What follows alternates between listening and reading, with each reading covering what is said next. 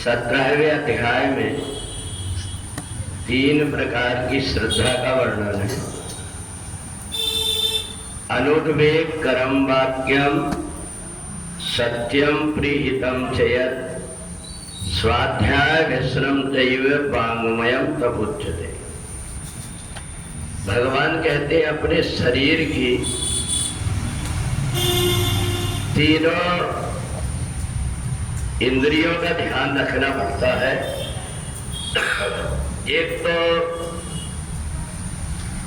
शरीर का, दूसरा वाणी का और तीसरा मन का। अगर किसी व्यक्ति के तीनों सद गए तो उसका आवागमन का बंधन छूट जाता है। शरीर को हम कैसे पवित्र रखें? तो शरीर की शुद्धि के लिए बताया है, देवताओं की पूजन करने से, गुरुजनों की पूजा करने से, ब्रह्मचर्य व्रत का पालन करने से शरीर शुद्ध हो जाता है। फिर हमारी वाणी कैसे शुद्ध होती? बोले अनुद्वेग करम वाक्यम।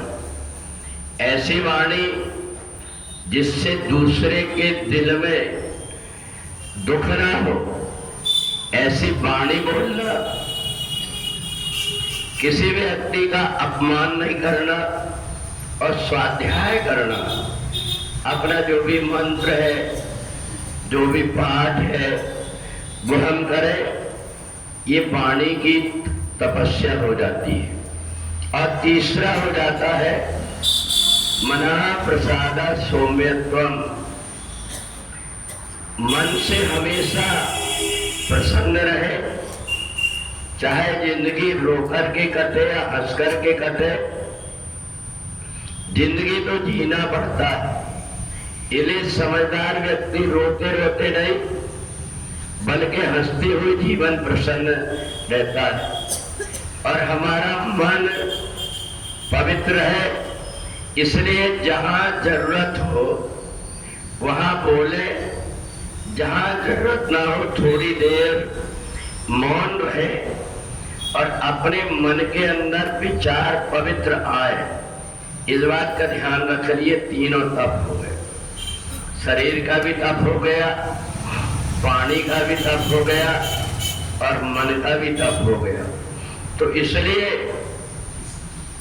भगवान ने कहा ये जो शरीर है ये साधन है।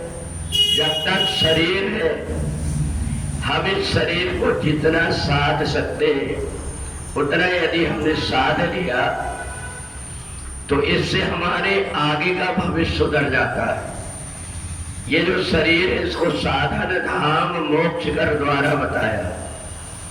ये मनुष्य शरीर से ही जीवात्मा का 84 लाख योनियों में भ्रमण होता है और इसी मनुष्य शरीर से ही उद्धार भी मुक्ति होती है।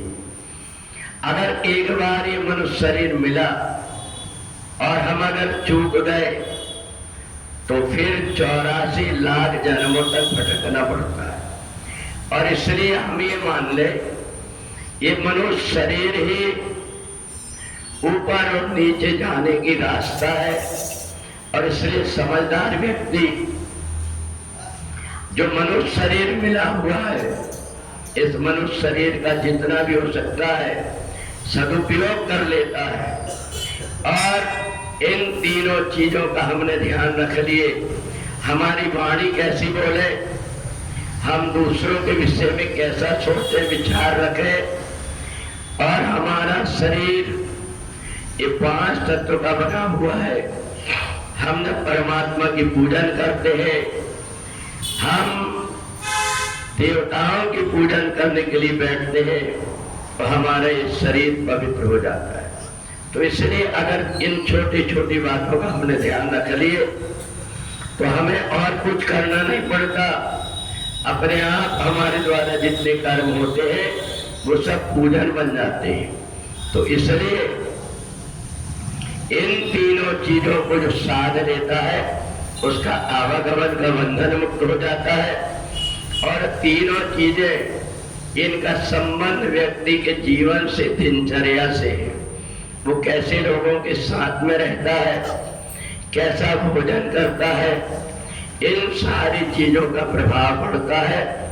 तो जो संभल संभल करके चलता है, ये मनुष्य शरीर छूटने के बाद में अगर हम सोचे कि इसका कोई उद्धार दूसरा व्यक्ति कर देगा या परमात्मा कर देंगे, तो ऐसा नहीं है। हमें शरीर के रहते ही अपने शरीर की शुद्धि करना पड़ता है, हमारे मन की शुद्धि करना पड़ता है, अपनी वाणी की शुद्धि करना पड़ता है। तो ये हमारा मनुष्य जीवन सार्थक हो जाता है। बोले वृंदावन बिहारी लाल।